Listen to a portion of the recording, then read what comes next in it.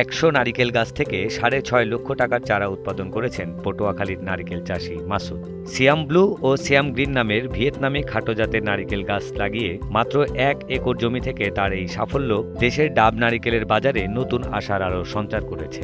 এই দেখেন, এর তেমন কোনো পরিচর্যা নাই।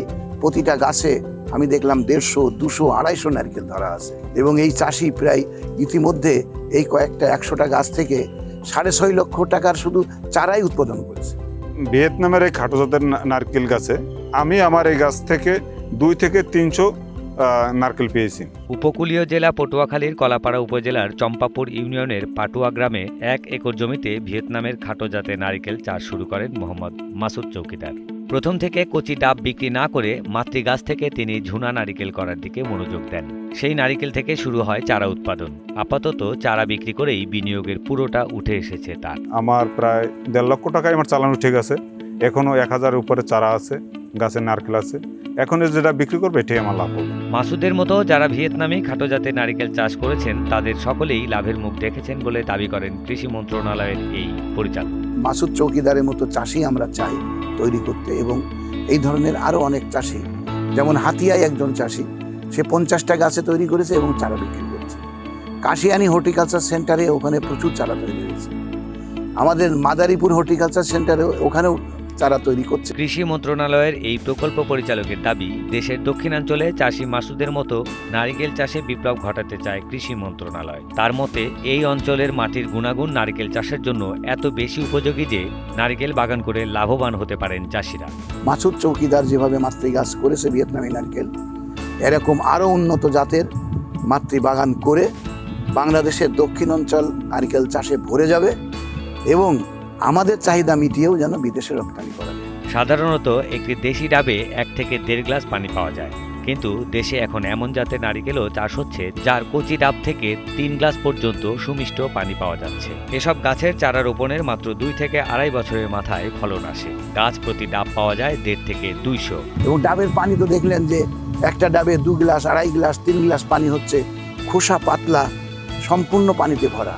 আর এর যখন নারকেল হয়, নারকেলের টেস্ট, মিষ্টতা এবং পানির যে ফ্লেভার, এটা আমাদের দেশের মতো না, এটা অত্যন্ত সুমিষ্ট এবং ফ্লেভারযুক্ত। মাসুদ চৌকিদারের অল্প জমিতে অধিক চারা রোপণ করে স্বল্প সময়ে বেশি নারিকেল পাওয়ার খবর ছড়িয়ে পড়েছে আশেপাশে। ফলে নিয়মিত বাগান পরিদর্শনে আসছেন আগ্রহীরা।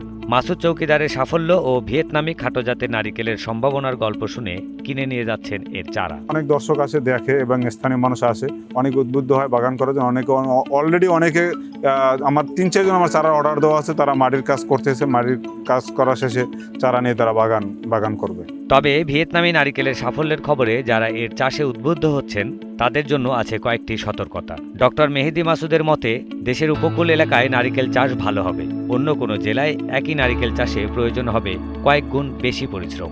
যেখানে যে জিনিস হয় সেটা সেখানে চাষ করতে, বিচ্ছিন্নভাবে সারা দেশে নারকেল গাছ লাগানো যাবে না। আমি বলবো যে দক্ষিণ অঞ্চলে নারকেলটা সীমাবদ্ধ থাকা ভালো, কারণ শীত প্রধান এলাকায়, বিশেষ করে দিনাজপুরেও যারা প্রচুর যত্ন করে তাদের হয়েছে। দেশে সরকারি বা বেসরকারিভাবে ভিয়েতনামি নারিকেলের চারা আমদানি আপাতত বন্ধ আছে। ফলে ব্যক্তি উদ্যোগে মাতৃগাছ থেকে উৎপাদিত চারা সংগ্রহ করতে হবে উপযুক্ত চাষির বাগান থেকেই, নয়তো বিদেশি উন্নত জাতের নাম করে আপনি দেশি নারিকেলের চারা কিনে প্রতারণার শিকার হতে পারেন। মানে কি বলবো, অসাধু নার্সারি ব্যবসায়ী তারা দেশি চারা ভিয়েতনামি বলে বিক্রি করছে। এইটা যেন কেউ কিনে প্রতারিত হবেন না। সরকারিভাবে এখন আর এটা আনা হচ্ছে না, বেসরকারি পর্যায়েও আনা এখন হচ্ছে না।